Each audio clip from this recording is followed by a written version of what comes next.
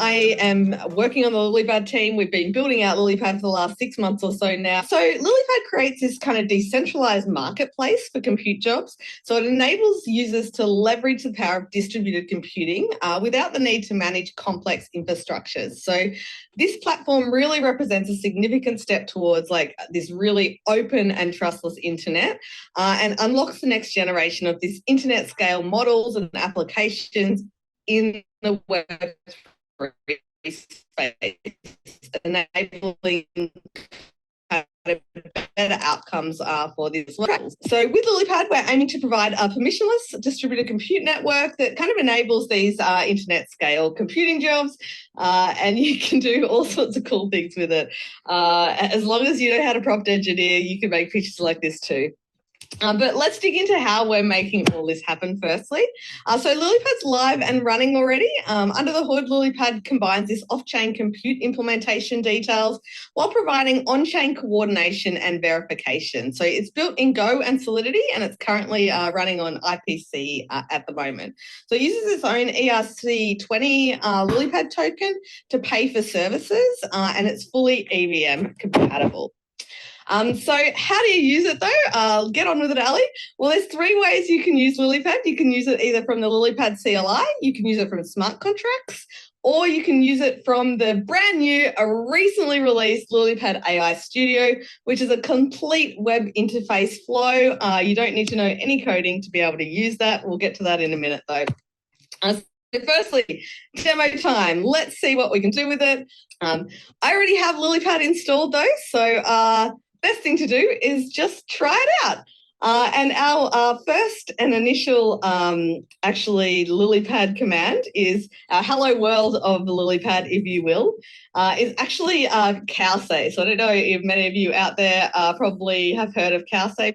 It's like a fun little thing. It's got nothing to do with AI actually, so this can just run on any CPU.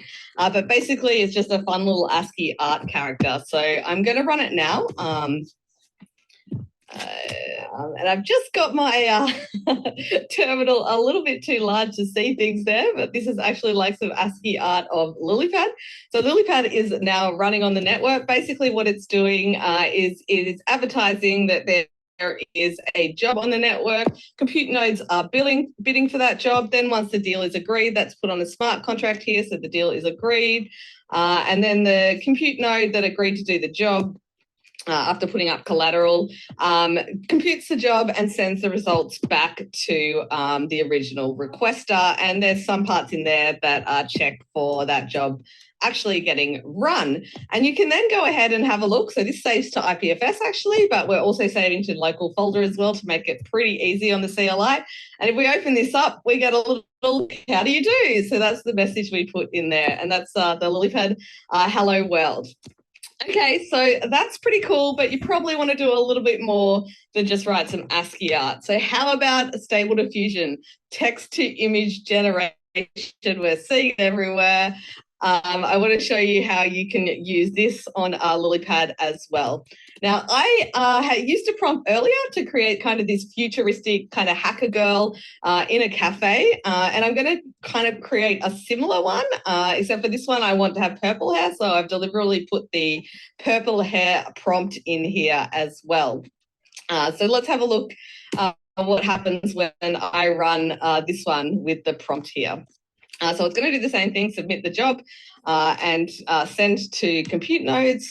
Someone is going to accept that deal. That'll then get run on the network and return to the user.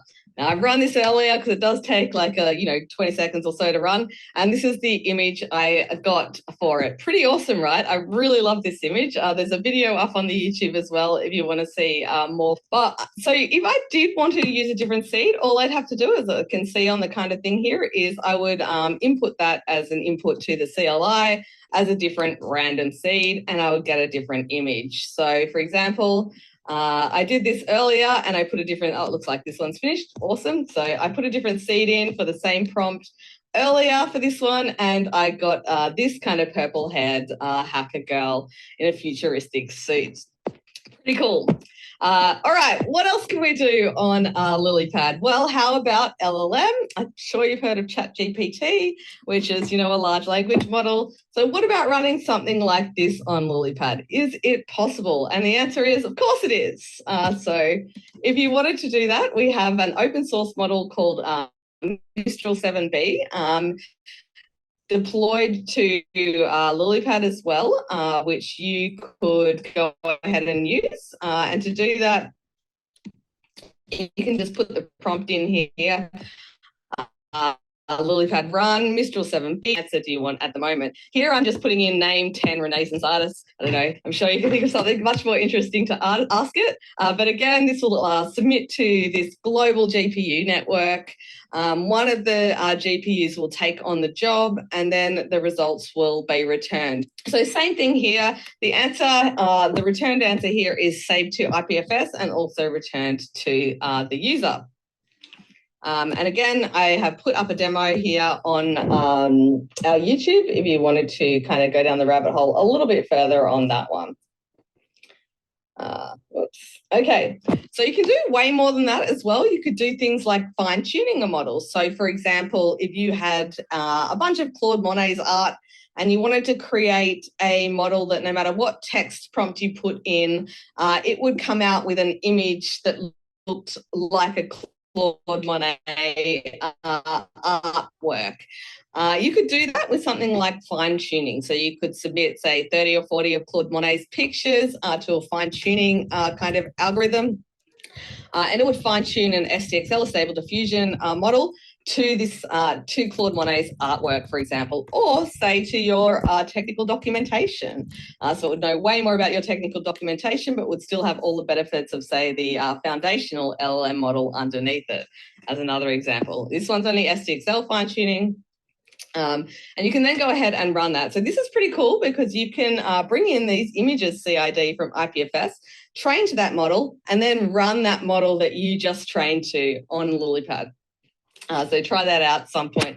In fact, this is pretty much exactly how waterlily.ai, for those of you who've seen this before, runs under the hood. So an artist will submit their work and a model will be trained specifically on that artist's work.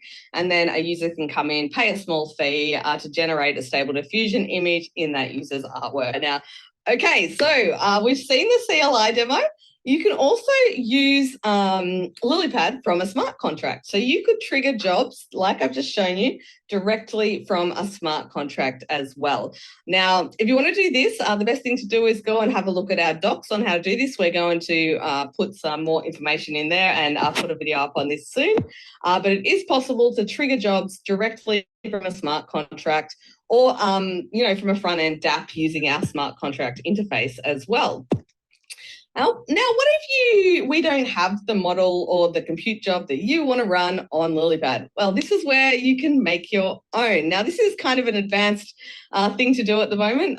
So if you're a dev that likes a challenge, we would love to see some more modules on LilyPad. So have a go at making your own module and submitting it kind of to LilyPad for the benefit of everyone. Now, what if you're the other side of the fence here, though? What if you want to run your own node or contribute CPU or CPU in future resources to the network? Well, docs for that also going in 2024. So check out this kind of bit.ly link if you are a GPU provider and you're interested in adding your node to the network.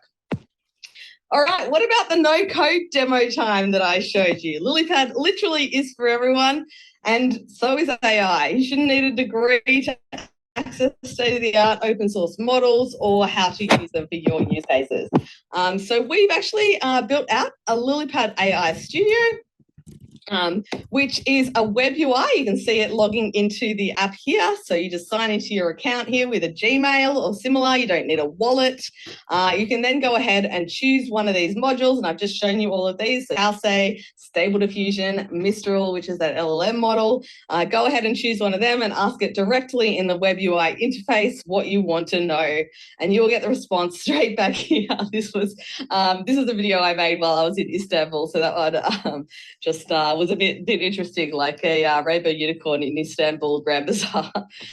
So you can also ask Mistral, some top 10 things to do in Istanbul while you're there, and the LLM will give you the answer.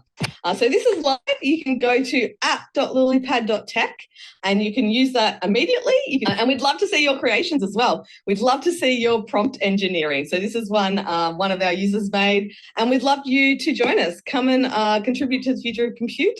Join us in the Backyard Project Slack, backyard-project.slack. Slack, or follow us on Twitter at lilypad.tech. Otherwise, I hope you have some fun playing around with AI and ML on LilyPad, and look forward to catching up with you again soon.